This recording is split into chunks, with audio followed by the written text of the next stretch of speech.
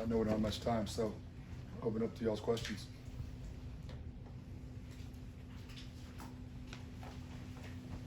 Glenn, when we talked to Brock Bowers at Media Days, he was asked who was the hardest guy to block, and he talked about Chaz Chambliss. How far have you seen him come just in this offseason and ready for fall camp? Well, let's start with your original question that you asked Brock. I think when you talk about somebody being hard to block, a lot of that is relative to strain, and Chaz strains both, in terms of his competitive nature and his physical willingness to battle with people.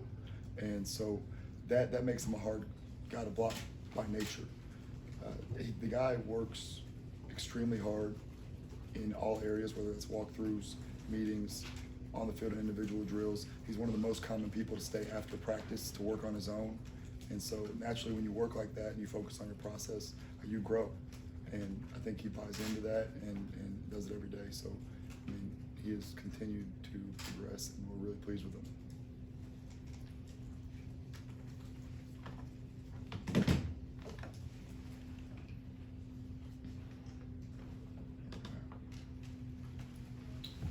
Yeah, Coach. I hear Coach Smart talk all the time about preparing for each individual offense because they're so uniquely different in this conference. I'm curious how you go about your process of, intaking the information, breaking down a football team, and how you go about finding your game plan.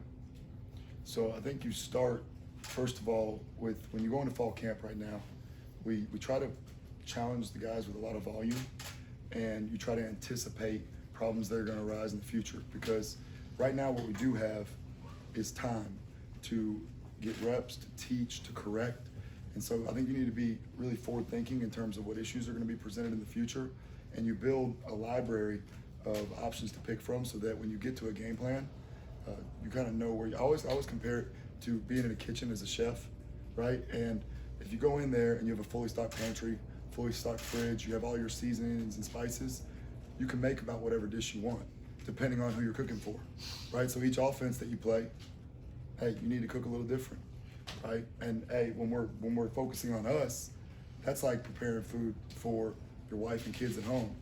Like, hey, Bryson better get some chicken nuggets, right? That's what he needs.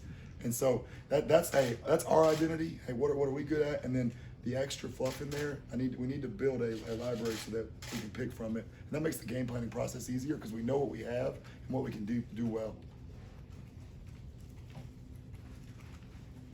Glenn, since we last saw you at the national championship game, you had a chance to interview up with the Eagles. I'm wondering what was appealing about that process to consider that, and how much are you able to keep in touch with all those former players up there that you coached on this defense? You try to the best of your ability to keep in touch with all your former players. I have a unique vantage point being here going on 8 years now, where the relationships are consistent because of where I am. I'm still at the place where they played. Obviously, the guys that played in my room, I think I have the best opportunity to stay in touch with them because we spent a majority of our time together, and then that extends to everybody else in the defense. Mostly this time of year, it's text message related because they're short on time, we're short on time. But Keely sent me a text the other day and was just a little back and forth about things that are going on with him. So that's you try to do the best job you can to keep in touch with everybody there. In terms of that process with the Eagles, I think when you're successful, opportunities come for everybody. Opportunities come for players, opportunities come for coaches, and it was an honor to be considered and to be reached out to by them, and I appreciate it, and that's about all that I went through that process, and I'm glad to be where I am. Yeah, Coach, with Jalen Walker, he's a guy who can obviously do a lot. How do you go about helping him grow the most in inside linebacker, knowing he's going to be asked to do a variety of different things with this defense? Yeah, you do not start them in a small box, especially not a guy going into year 2. So we want to challenge him to be as versatile as possible, to go back and forth between being an edge rusher on our third down packages and playing inside linebacker on first, second down. And that's probably more than you guys realize. We've done that with a lot of guys over the years. Maybe they didn't end up being in that role on game day. He was able to do that for us last year, and we want to find out how much each guy in the defense can do right now. And so we're challenging day to day. Hey, you have to be able to play inside linebacker on first, second down, even challenging him to do it some on third down because there's other guys that are good edge rushers as well, and figuring out who the best 11 are. Glenn, you touched on the opportunities that you had, not just this offseason, but other off seasons. I mean, ultimately, why you've been working for Kirby in some capacity for a long time now. What has kept you from wanting to just see what's on the other side at this point? Do you envision that eventually? You know, obviously these opportunities have been really good. So I always define, there's a lot of ways to define quality of life, right? And one, you're responsible as a husband and a father to do what's best for your family and their well-being. And my family's extremely happy here. Two, quality of life in this profession is generally tied to winning. And I've been very fortunate between both being here and at Alabama that we've been extremely successful. So I have a high expectation and standard for what I want to achieve in my career. Beyond that, I mean, I think a lot of men, women, people in general, like people always talk about the grass isn't always greener. And when you look at it, there's been a lot of people who have been extremely happy and they tried to become happier and they ended up miserable. So, you know, I'm extremely happy here. I love the people I work with. I love the players that I get to coach, and I love where I live. So there's a lot of reasons why to still be at Georgia. Kirby told us in the spring about a meeting he had with Schumann and Smile, kind of challenging them to get back to what they were this past offseason when they were, trying to step into bigger roles. How have you seen them emerge and continue to grow going into their second year as starters? So going back to this spring, uniquely for those two guys, they had a lot of success early. And so a lot of times people go in and they're going into their third year and guys are having to compete and scratch and claw to create their role or to earn respect. And those guys were fortunate enough and they earned it to do that at an earlier age. So there was a brief lull there. What I'll say from that point forward, they accepted that challenge and have elevated their game. I've been incredibly pleased with Pop through this beginning of camp. His leadership, how vocal he is, his overall effort and approach to practice stands out day to day. He's been extremely consistent, and we need that from him. He wants to be significantly better than he was last year, and he's practicing like that's what he wants to do. Smile, obviously y'all know from not being out there, he's been limited, but he's working extremely hard. You talk to Ron Corson, and he says this guy's doing every single thing that he's being asked to do, which is hard to do in treatment. Sometimes that means you're getting treatment 3 times a day, whatever that is, and he's doing a great job. And right now, that's all we can ask of him. And the training staff will decide when his time is to return, but he's doing what he needs to do, like a vet in that way. This is a program that has established a standard of playing elite defense. Like even when players leave, you keep that going. As a coach, how do you stay on top of that and keep that standard going? Well, the thing about a standard is that once you set it, you have to uphold it every single day. And so when we go out to practice today, we're not worried about the results that are going to come when we get to play our opponents this fall. We're worried about how can we uphold the standard today. We constantly measure things to hold guys accountable in terms of our results as a team defense in the prior day's practice. We show it to them when we fell short, okay? Then we have to be accountable to that and demand that we do better the next day. We chart things in terms of individual measures of things that really matter to playing great defense. The effort that you play with, you have to out-hustle people ultimately to play defense. The physicality you play with, you have to out-hit people to play defense at a high level. And your competitive nature, we were talking about earlier, you have to out-compete people. So the number one way we're going to uphold the standard, because schemes change year to year based on who your best 11 players are, best 15 players are, whatever it is, we're going to measure, did we out-hit people? Did we out-hustle people? Did we out-compete people? And if we do that, you're successful playing defense at just about any level of football. Coach, if you could just explain how fun for you and the players the ILB Olympics were, and just how did that idea come about? It's become a extremely fun tradition, especially now that my daughter Whitley's 2 now.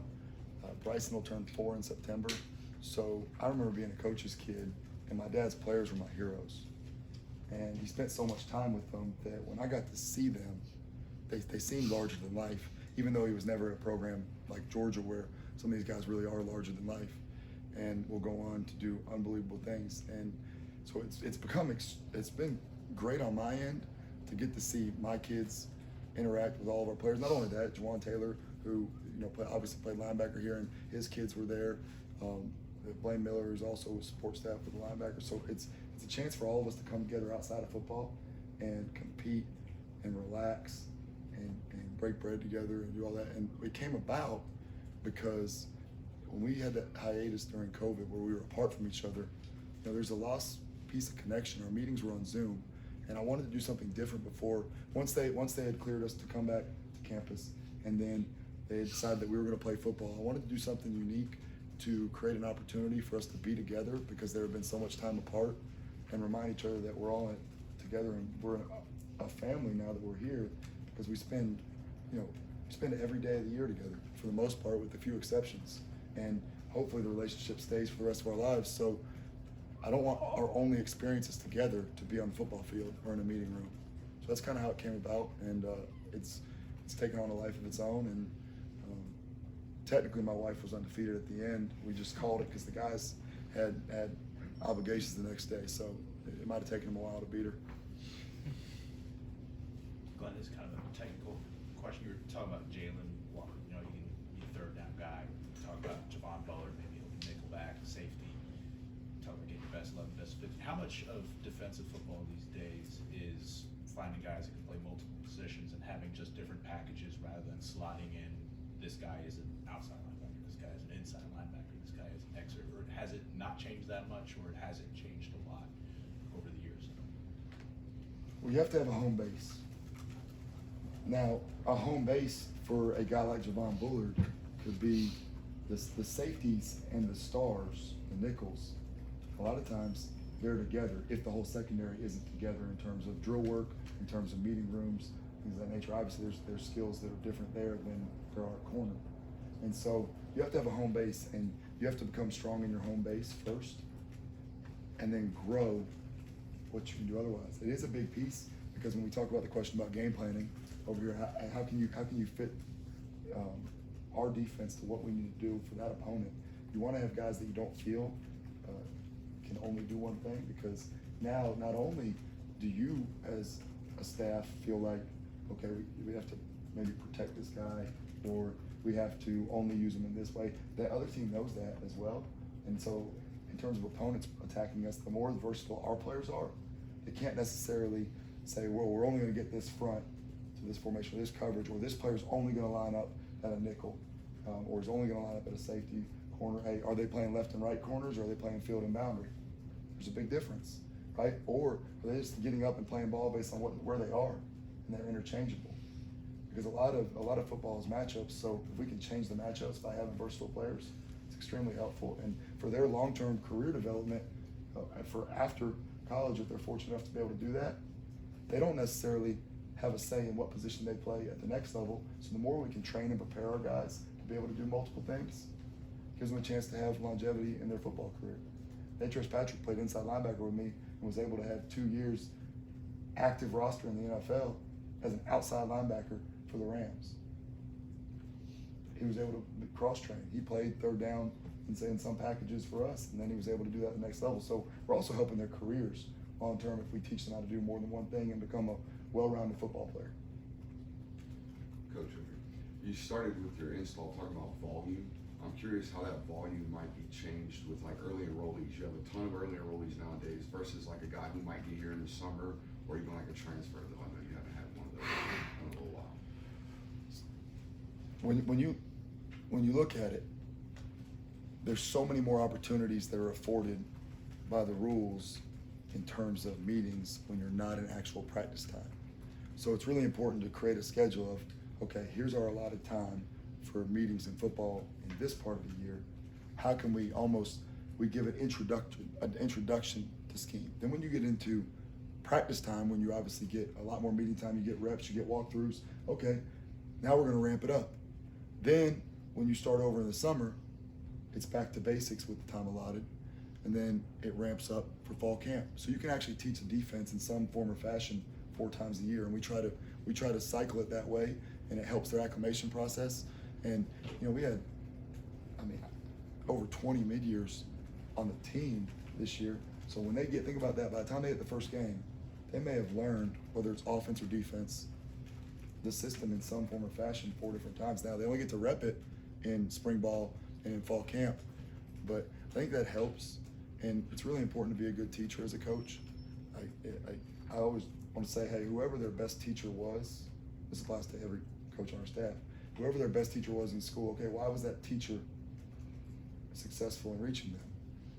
Probably they weren't stale in how they presented, they engaged the room, there was interaction, and so you can get guys acclimated in terms of scheme, add volume if you take pride in being a teacher and not just go put a playbook sheet on the board and say, here's your assignment, hey, it's your job to know it.